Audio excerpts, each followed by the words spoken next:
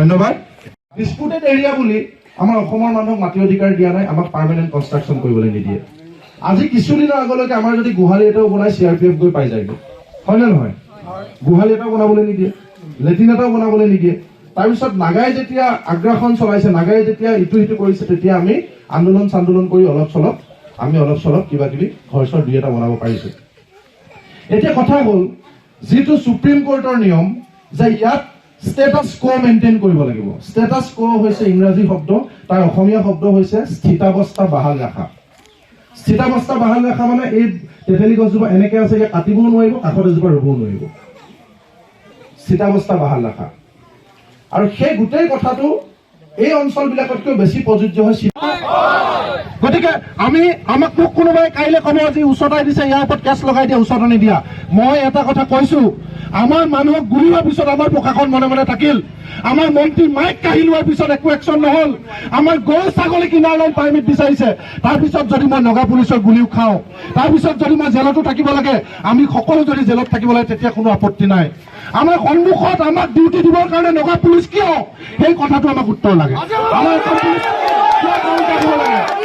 আমি কৈছো তেওঁলোক ঘূৰি যাওক, ইয়াৰ পৰা নগা পুলিচ ইয়াৰ পৰা ঘূৰি যাওক। আমি আপোনালোক পিছলৈ আহক, পিছলৈ আহক, আপোনালোক পিছলৈ আহক।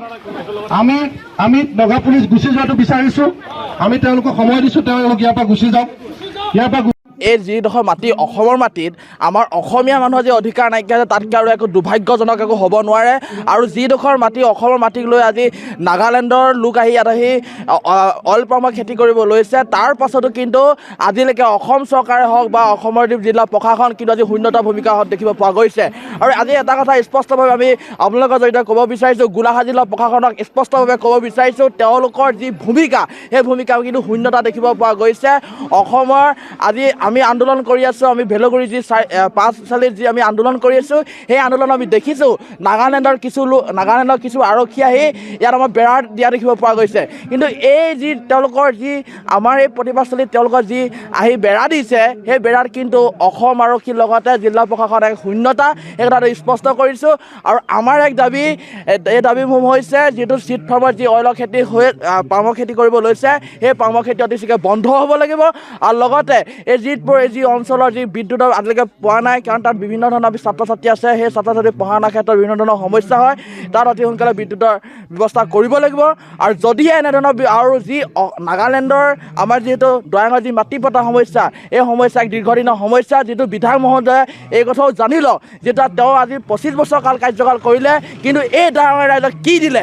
মাটি পতা আজি এক দীৰ্ঘকালীন সমস্যা, এই সমস্যা কিন্তু আজিলৈকে সমাধান নহ'ল। কিন্তু এই 2024 নিৰ্বাচনৰ আগমুহূৰ্তত আপোনাক স্পষ্টভাৱে কৈছোঁ, দয়াঙৰ ৰাইজে যদি এইবাৰ যদি আপুনি মাটি পতা কিন্তু নিদিয়ে, দয়াঙৰ ৰাইজৰ সমস্যা সমাধান নকৰে, তেতিয়া কিন্তু আপোনাৰ যিখন গাদী, সেই গাদীৰ পৰা কিন্তু দয়াঙৰ ৰাইজে উফৰাই দিব, সেই কথা স্পষ্টভাৱে আমি জনাইছোঁ।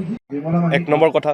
দ্বিতীয় কথা হৈ গ'ল, নাগালেণ্ডৰ পুলিচ আহি ইয়াত আহি আমাক যি ধৰণে ৰক্ষণাবেক্ষণ দিবলৈ চেষ্টা কৰিছে চিট ফাৰ্মখন, তাক লৈ আমি গৰিহণা জনাইছোঁ।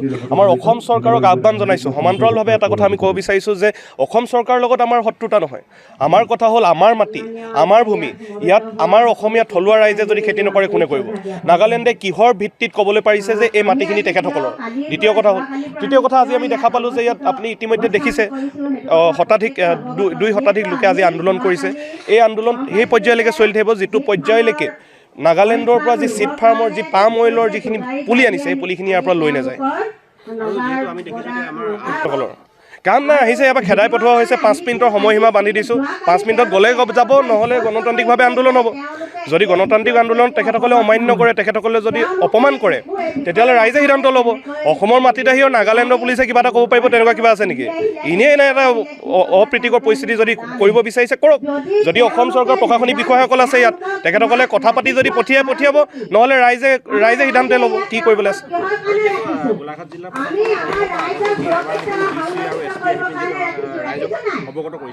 চাওক, মই এটা কথা স্পষ্টকৈ ক'ব বিচাৰিছোঁ, গোলাঘাটৰ যিজন DC আছে, তেখেতে প্ৰত্যেকটো বস্তু ৰাজনীতিবিদৰ দৰে ৰাজনীতিবিদে যিদৰে বস্তুবিলাক শেষ নকৰে, গাপ দিয়ে, আমাৰ আয়ুক্তজনে কিন্তু প্ৰতিটো বস্তুক গাপ দিহে ৰাখে। তেখেতৰ গোলাঘাটত থকাৰ অৱস্থাত যাতে অপ্ৰীতিকৰ পৰিস্থিতি নহয়, তাৰ বাবেহে তেখেতে কাম কৰে। কিবা এটা বস্তুৰ সমাধান তেখেতে উলিয়াব নোৱাৰে।